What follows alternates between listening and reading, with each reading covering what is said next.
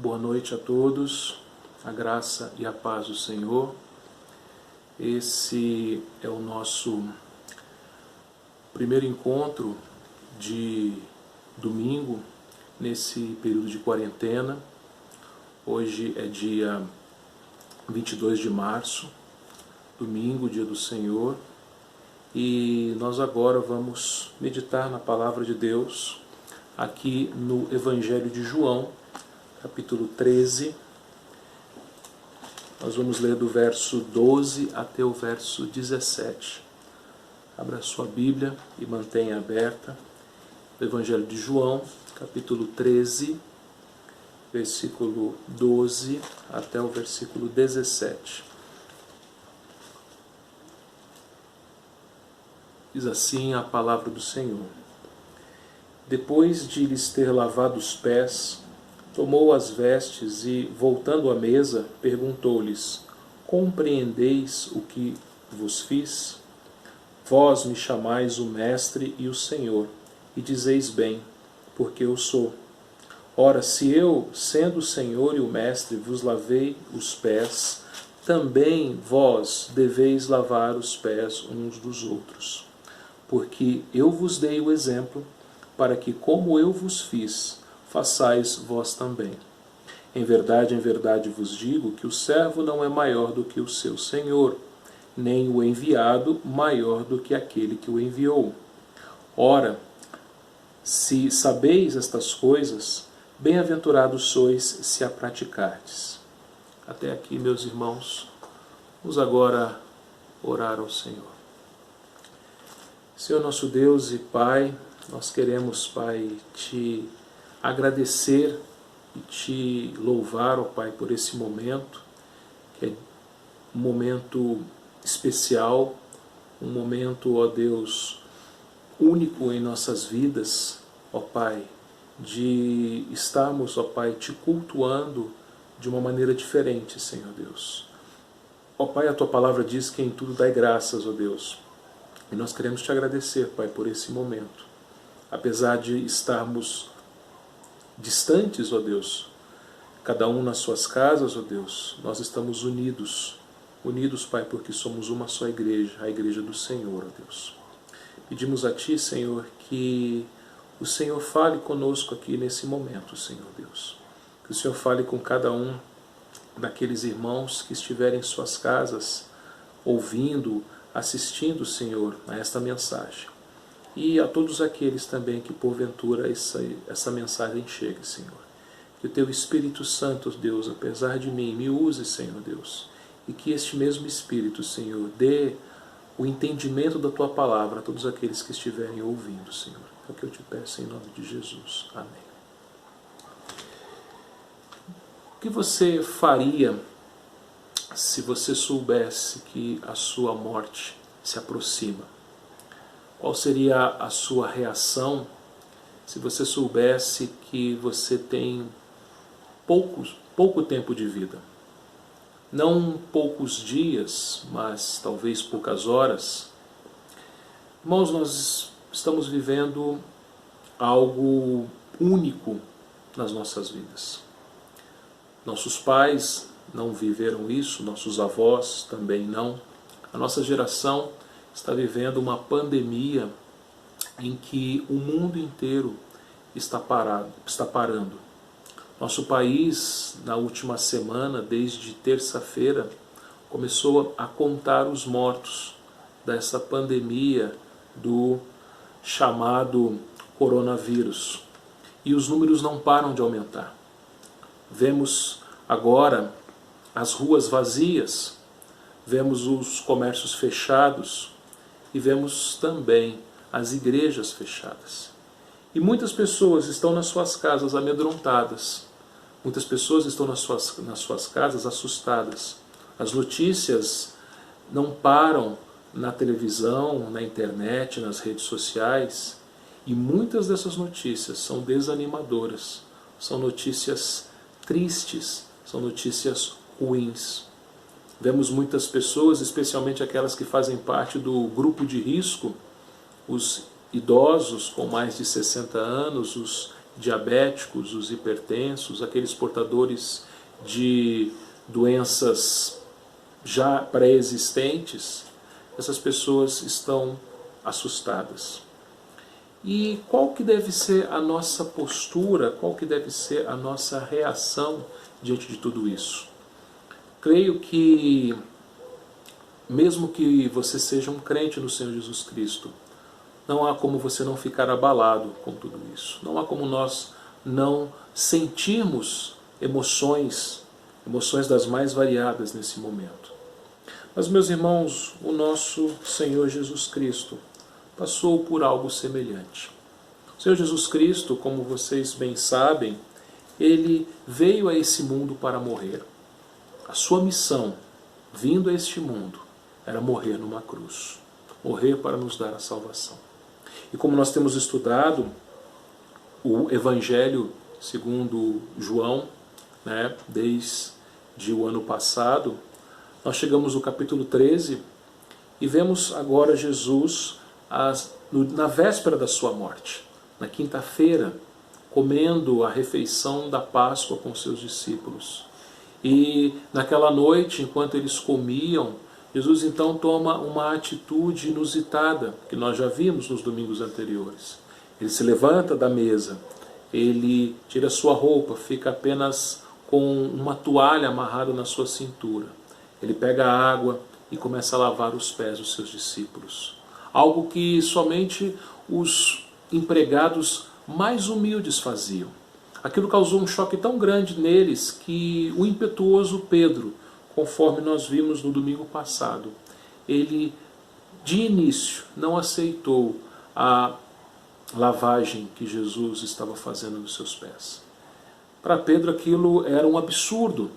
Como que Jesus, o Senhor, o Mestre, o Deus Todo-Poderoso que encarnado estava diante deles, poderia lavar os pés imundos daquele humilde pescador? Pedro não aceitou. Mas Jesus convenceu Pedro, dizendo que se ele não lavasse os pés de Pedro, ele não teria parte com ele. E o impetuoso Pedro pede para que Jesus desse um banho completo nele. E Jesus ensina que não, que ele já estava banhado, que ele já fazia parte dos seus discípulos, e ele apenas precisava lavar os pés. Meus irmãos, depois que Jesus termina a lavagem dos pés, Jesus então vai ter uma conversa com os seus discípulos. Uma conversa em que ele vai mostrar o seu exemplo. O seu exemplo que deve ser imitado em todas as horas. Não somente nas horas fáceis, não somente nas horas tranquilas, mas inclusive nas horas críticas, como essa hora que nós estamos vivendo. Então nós queremos meditar nesta noite, meus irmãos, exatamente nesse tema, o exemplo de Jesus. E a primeira lição que nós aprendemos com esse texto que foi lido é a base do exemplo. Irmãos, nós lemos aqui no versículo 12, depois de lhes ter lavado os pés, tomou as vestes e, voltando à mesa, perguntou-lhes: compreendeis o que vos fiz? Irmãos, a base do exemplo é o amor de Jesus pelos seus discípulos. Nós já vimos, em sermões anteriores, lá no versículo 1 do capítulo 13, que antes da festa da Páscoa, sabendo Jesus que era chegada a sua hora de passar deste mundo para o Pai, tendo amado os seus que estavam no mundo, amou-os até o fim. A base deste exemplo era o amor que Jesus tinha pelos seus discípulos. E Jesus então faz essa pergunta: vocês compreendestes o que vos fiz? Aqueles discípulos, eles desconheciam o verdadeiro amor. Aqueles discípulos, assim como o mundo sem Cristo, não conhece o amor que vem de Deus. Conhece apenas o amor baseado na troca. Nós temos aprendido isso nos nossos estudos de quarta-feira, na primeira carta de João. Mas naquele instante, meus irmãos, os discípulos estavam começando a aprender. Eles estavam começando a entender o que é o verdadeiro amor. Ou melhor, quem é o verdadeiro amor. O próprio apóstolo João, na sua primeira carta, ele diz que Deus é amor. E no dia seguinte, Jesus ia demonstrar isso na cruz. O lava-pés, meus irmãos, ele é uma antecipação da cruz. Aqui nesse momento, nessa quinta-feira à noite, Jesus ele mostra o seu amor se humilhando ao lavar os pés dos seus discípulos. Algo inusitado, algo que causou espanto neles. E aquele lava-pés era uma antecipação da cruz, pois na cruz Jesus provou de maneira visível o seu amor pelos seus discípulos. Depois de algumas horas em que ele havia lavado os pés, algo que já havia chocado os discípulos, ele choca ainda mais morrendo numa cruz. Meus irmãos, esse amor é o amor que nos constrange, o amor que o Senhor tem por nós. O mesmo amor que Jesus tinha por aqueles homens naquele cenáculo, naquela quinta-feira à noite, ele tem por nós. Então, irmãos, não há por que temermos nada do que vem acontecer conosco. Nós vimos na última quarta-feira e quinta-feira também, no último estudo bíblico, que o amor lança fora o medo, nos diz João na sua primeira carta, no capítulo 4. Se estivermos assustados com tudo isso que estamos vivendo e o medo estiver batendo a porta dos nossos corações, nós não devemos nos esquecer que o Senhor Jesus nos ama. Ele nos ama tanto que Ele se humilhou por nós. E a sua humilhação foi máxima, a sua humilhação foi completa, foi total, morrendo para nos salvar, dando a sua própria vida para nos salvar. Mas, meus irmãos, nós aprendemos ainda uma segunda lição com esse texto que nós lemos. A segunda lição é o autor do exemplo. O versículo 13 nos diz assim: Vós me chamais o Mestre e o Senhor, e dizeis bem, porque eu o sou. O Mestre e o Senhor. Era assim que os discípulos chamavam Jesus. Mestre, Rabi, no aramaico. Os professores, eles eram chamados assim, especialmente os professores de Bíblia, eles eram os rabis. Mas Jesus não era qualquer rabi, Jesus não era qualquer mestre.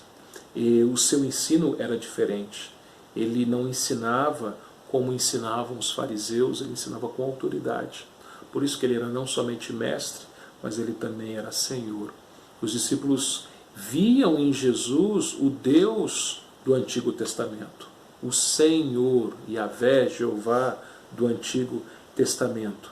E aquilo era mais chocante para eles. Por quê? Porque eles estavam ali diante do Deus Todo-Poderoso. Eles estavam ali diante do Deus Criador, o Deus que havia falado com Abraão, havia falado com Moisés através da sarça, falado com Jacó na escada, o Deus que havia escolhido Davi, o Deus que havia enviado os babilônicos para disciplinar Judá, o Deus Todo-Poderoso, o Rei dos Reis, o Senhor do Universo, lavando os seus pés. Aquilo era chocante para eles. Mas, meus irmãos, como nós estamos aprendendo, Jesus ensinava os seus discípulos pelo exemplo. Ele os ensinava na prática. E Jesus ele mostra de uma maneira bem clara, ele ilustra o seu amor, o amor que ele ia demonstrar totalmente na cruz, ele ilustra naquele lava-pés. E assim, meus irmãos, os discípulos então começam a aprender que o ensino de Jesus não era um ensino apenas da boca para fora, era um ensino prático, era um ensino através do exemplo, era um ensino com autoridade. Por isso, meus irmãos, tudo aquilo que nós aprendemos quando meditamos, lemos, estudamos a sua palavra, é algo a ser cumprido, porque não é qualquer pessoa que está nos ensinando, é o próprio Deus que nos ensina. É verdade que muitas vezes ele usa, como agora, humanos, usa elementos humanos, mas a autoridade vem do Senhor, a autoridade vem da sua palavra. É o próprio Deus quem nos ensina. Por isso que ele diz aqui no versículo 13, né?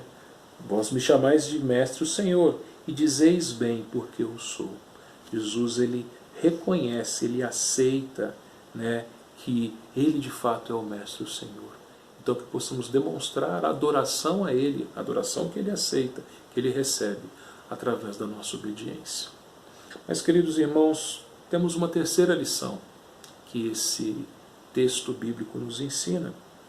A terceira lição é a ação diante do exemplo. Só para lembrarmos, o exemplo de Jesus, a base, em primeiro lugar, a base do seu exemplo é o seu amor pelos seus discípulos.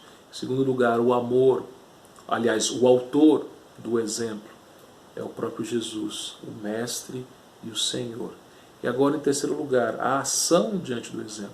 Diante daquilo que Jesus estava falando com os seus discípulos, diante do amor demonstrado pelos seus discípulos, lavando os seus pés, humilhando-se diante deles, mostrando aos seus discípulos que, como ele era Mestre e Senhor, o Todo-Poderoso Deus, e ele estava se humilhando diante dele, eles tinham que responder a tudo isso. Eles tinham que tomar uma atitude diante disso. E a ação ou a atitude diante desse exemplo é imitar o amor que o nosso Senhor os ensinou. Irmãos, nós somos indesculpáveis. Nós não podemos afirmar que nós não sabíamos como deveríamos proceder.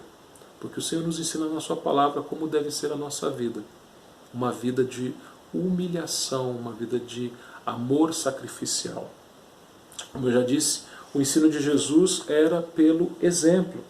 E quando nós vamos aqui no capítulo, no versículo 14, ele diz: ora, se eu, sendo o Senhor e o Mestre, vos lavei os pés, também vós deveis lavar os pés uns dos outros. Ele diz: olha, eu fiz isso. Eu sou o Mestre e o Senhor, o Supremo Deus. Me humilhei, lavei os pés de vocês. Fiz uma coisa que somente os servos mais humildes fazem. Eu fiz isso com vocês e por isso vocês devem fazer o mesmo.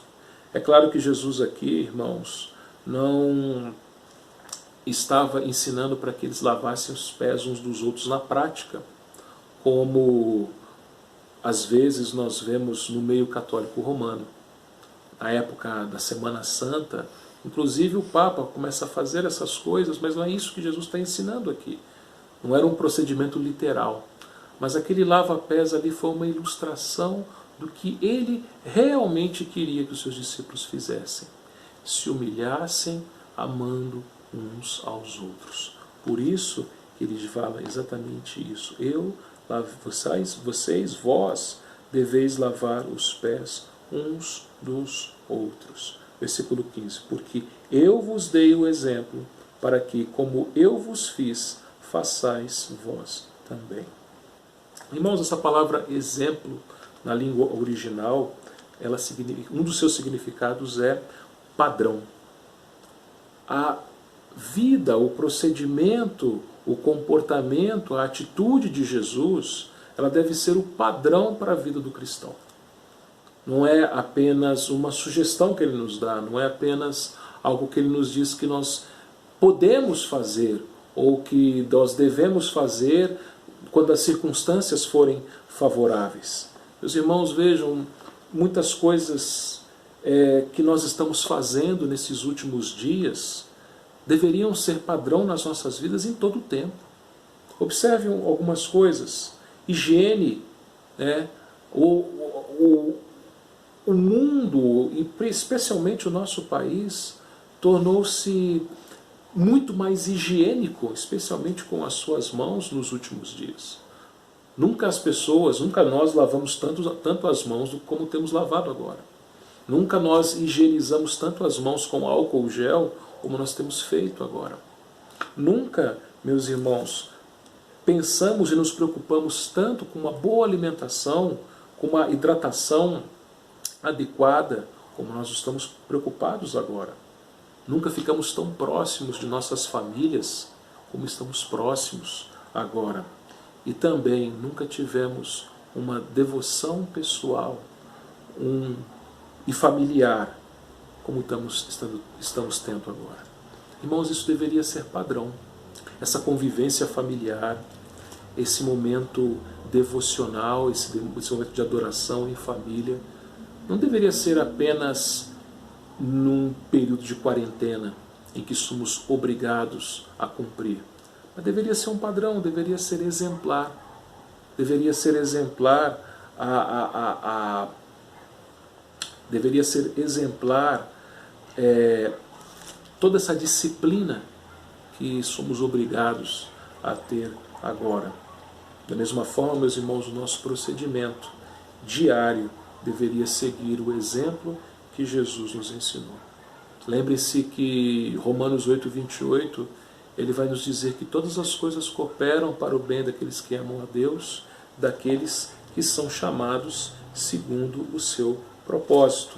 E você sabe qual é o nosso bem, né? Qual é o bem do cristão? O bem do cristão, Paulo responde no versículo seguinte, versículo 29. Porquanto aos que de antemão conheceu, também os predestinou para serem conformes à imagem do seu Filho, a fim de que ele seja o primogênito entre muitos irmãos. Ou seja, o nosso bem é sermos conforme à imagem do Filho de Deus. Deus está nos colocando de quarentena, nos colocando nessa situação para que possamos nos parecer mais com Jesus, para que possamos seguir o seu exemplo, né? E voltando ao texto de João, né, ele diz assim no versículo 16: em verdade vos digo que o servo não é maior do que o seu senhor, nem o enviado maior do que aquele que o enviou. Irmãos, Jesus, ele é maior do que nós, e nós não podemos ousá-lo, desobedecê-lo. E assim como o Pai enviou o Filho a esse mundo para nos amar sacrificialmente, entregando a sua vida por nós, nós devemos fazer o mesmo uns pelos outros. O amor, ele é sacrificial. Por isso, meus irmãos, essa pandemia, ela nos nivelou por baixo. Ricos e pobres, jovens e velhos, gente da cidade e gente do campo, brasileiros e estrangeiros, todo mundo está no mesmo barco. Todo mundo trancado em suas casas, muitos assustados, tomando todos os cuidados necessários. Hoje, igrejas, tanto grandes como médias, como pequenas, estão fechadas. Os crentes hoje estão nas suas casas, não podendo frequentar os cultos comunitários. Todos nós estamos nivelados por baixo. Essa pandemia, ela acabou com a nossa arrogância. Essa pandemia, meus irmãos, acabou com a nossa ideia de pensarmos que sabemos mais do que Deus. Às vezes é isso que acontece nos nossos corações enganosos e corruptos. Às vezes nós pensamos que sabemos mais do que Deus, que os nossos planos são melhores do que os planos de Deus, que a nossa vontade deveria ser a vontade de Deus, que Deus deveria ter a mesma vontade que nós.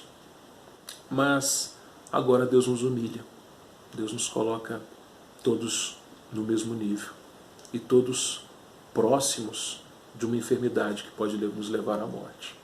Mas, meus irmãos, Deus não é um Deus cruel. Não fique assustado com isso. Não fique amedrontado com isso. Deus não é um Deus cruel, pelo contrário, Ele é um Pai amoroso. E toda essa situação que nós estamos vivendo é para o nosso ensino. Jesus foi enviado por Deus a esse mundo e teve que se humilhar. E Deus nos envia a esse mundo para imitarmos o exemplo de Jesus. Nos humilharmos amando uns aos outros. Amando o cônjuge que nem sempre te ama. Amando aquele cônjuge que às vezes te decepciona, que é frio com você, que você agora é obrigado a ficar direto, debaixo do mesmo teto com esse cônjuge, amando aquele pai ausente, amando aquela mãe que não te compreende, amando o filho desobediente e rebelde. Somos agora obrigados todos a ficarmos dentro de casa, debaixo do mesmo teto com pessoas que muitas e muitas vezes é difícil de amá-las. E nós também somos difíceis às vezes de sermos amados. Mas é exatamente nesse momento que o Senhor está nos ensinando a amar. Não pense você que era fácil para Jesus amar aqueles discípulos. Eram homens difíceis, eram homens de corações duros, eram homens muitas vezes incrédulos. Mas o Senhor amou e nos deu o exemplo. Ele foi enviado pelo Pai a amar, para nos amar. E Ele nos enviou a este mundo a amarmos uns aos outros. E somente os crentes que amam. Ele nos amou primeiro, por isso que nós amamos. E esse é a grande oportunidade, é o ótimo momento de nós demonstrarmos o nosso amor ao nosso próximo. Porque quando estamos humilhados, como estamos agora, é assim que nós aprendemos a amar. Mas, finalmente, irmãos, nós aprendemos uma última lição. O resultado final do exemplo. Nós somos abençoados e felizes, ou bem-aventurados, como diz o texto, versículo 17. Ora, se sabeis estas coisas, bem-aventurados sois se a praticardes. A perspectiva de bênção e alegria mundanas está no bem-estar, nas circunstâncias favoráveis. Quando está tudo bem, aí que nós somos felizes. É isso que o mundo diz, é isso que o mundo prega. A felicidade está em ter coisas, a felicidade está em circunstâncias favoráveis. Parece que quando as coisas fogem ao nosso controle, como nessa última semana, sentimos-nos impotentes, frustrados e tristes.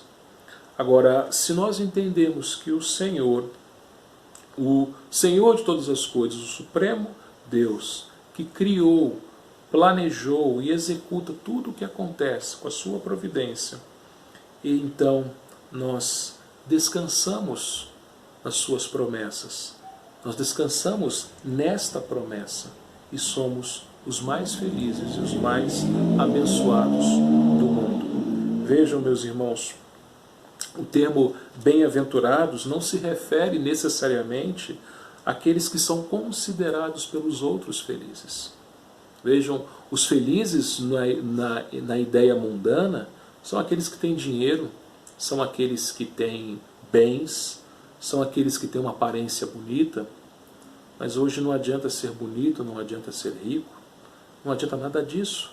Se o sistema de saúde estiver lotado, não vai adiantar nada disso. As pessoas estarão todas niveladas, todas no mesmo barco, como nós estamos. Mas os bem-aventurados, na verdade, são aqueles que são objetos do favor de Deus, da graça de Deus. Jesus ele diz em Mateus capítulo 5 que os bem-aventurados eles podem ser pobres, eles podem até estar de luto. As bênçãos mencionadas em Mateus 5, nas bem-aventuranças, elas não são um sentimento, não é algo que você tem no seu coração e fica pulando de alegria. Não é esse tipo de alegria que Jesus promete aqui, mas é um coração em paz, é um espírito tranquilo. O cristão humilde, ele possui essa felicidade que Jesus promete aqui. E perante os olhos de Deus, essa pessoa é abençoada.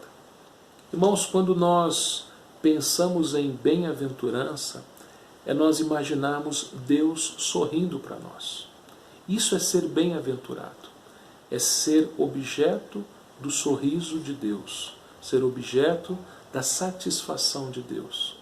Bem-aventurado é aquele filho ou aquela filha que, quando obedece o seu pai ou obedece a sua mãe, o seu pai ou sua mãe ficam satisfeitos e felizes com esse filho, com essa filha. Isso é bem-aventurança. É um filho que satisfaz o pai, Uma filha que satisfaz o pai e traz alegria para o pai. E a alegria do pai se torna também a alegria do filho, a alegria da filha. E mais cedo ou mais tarde, vem até o nosso coração aquela paz que excede todo entendimento. Como nós já lemos na nossa liturgia, na carta, na Epístola a Tiago, em Tiago 1, 22 a 25. Tornai-vos, pois, praticantes da palavra e não somente ouvintes, enganando-vos a vós mesmos. Porque se alguém é ouvinte da palavra e não praticante, assemelha-se ao homem que contempla num espelho o seu rosto natural, pois a si mesmo se contempla e se retira, e para logo se esquece de como era a sua aparência. Mas aquele que considera atentamente na lei perfeita, lei da liberdade, e nela persevera, não sendo ouvinte negligente, mas operoso praticante, esse será bem-aventurado no que realizar. Veja, preste bem atenção nesse último versículo. Aquele que considera atentamente na lei perfeita, lei da liberdade, e nela persevera, não sendo ouvinte negligente, mas operoso praticante, esse será bem-aventurado no que realizar. Você quer ser bem-aventurado? Você quer ser feliz e abençoado? Você quer ter o sorriso e a satisfação de Deus sobre você? Então obedeça. Obedeça a sua palavra. Não seja apenas um ouvinte negligência, alguém, como o Tiago disse aqui, que olha no espelho por um instante e logo se esquece da sua aparência. Mas se você deseja que esse favor de Deus repouse sobre a sua vida, especialmente em momentos como esse que estamos vivendo, seja obediente à sua palavra. Por isso, irmãos, versículo 17 novamente de João 13. Ora, se sabeis estas coisas, bem-aventurados sois se a praticardes. Agora você já sabe. Você será bem-aventurado se você colocar em prática tudo que você ouviu até aqui. Concluindo, meus irmãos, o Mestre e Senhor das nossas vidas está nos dando uma oportunidade única para colocarmos em prática isso que nós aprendemos aqui nessa noite. Amarmos uns aos outros. Oportunidade que os nossos antepassados não tiveram. Não desta forma. Esse mandamento, meus irmãos, foi para os crentes de todas as épocas. Mas a nossa época, a nossa geração, está vivendo uma oportunidade dada por Deus para praticarmos esse ensino de Jesus. E temos ferramentas hoje para demonstrarmos o nosso amor. Temos a tecnologia, e que apesar desse isolamento que estamos vivendo, a tecnologia não nos deixa sem contato. Podemos ser edificados através de mensagens na internet, como você está sendo edificado agora.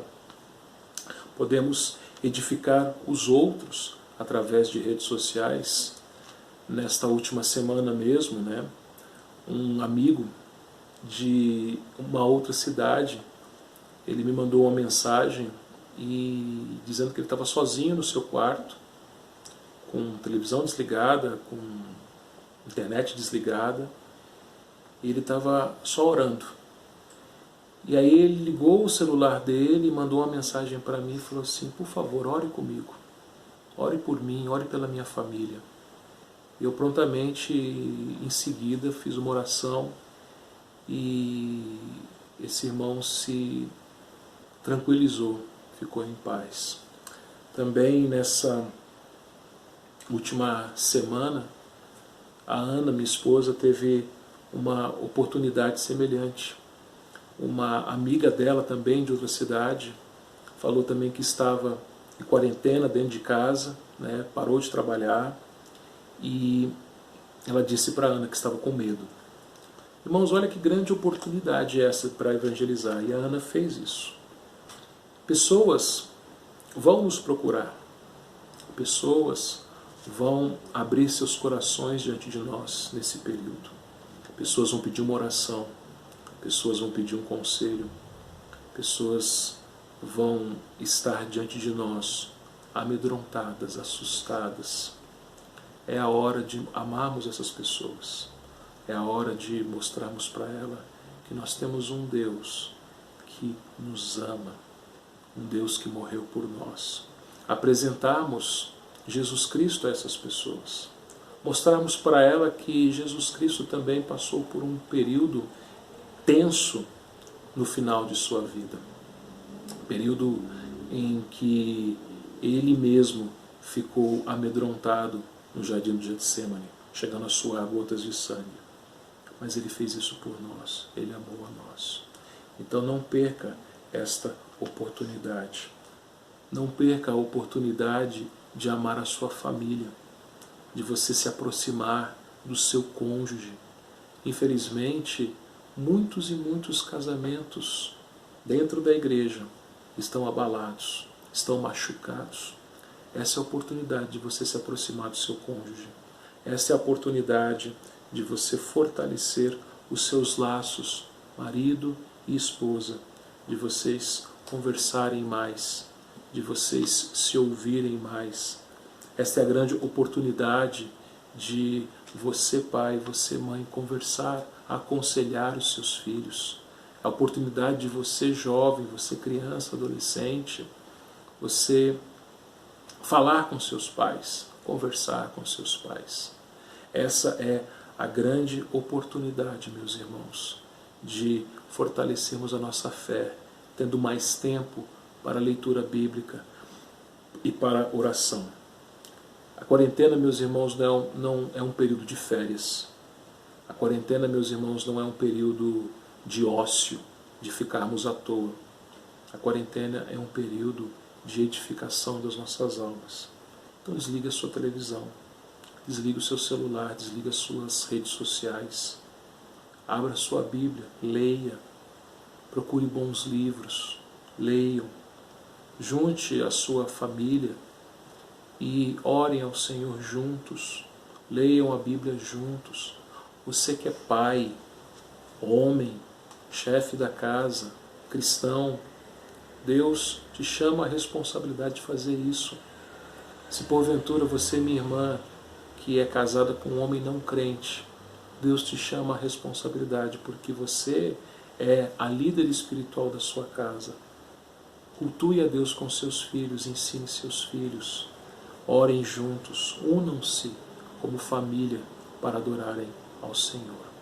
Que o Senhor nos abençoe, que o Senhor nos ajude, que o Senhor nos dê da sua graça, do seu amor, da sua misericórdia, para que assim possamos cumprir a sua palavra. Deus abençoe a todos. Nós vamos orar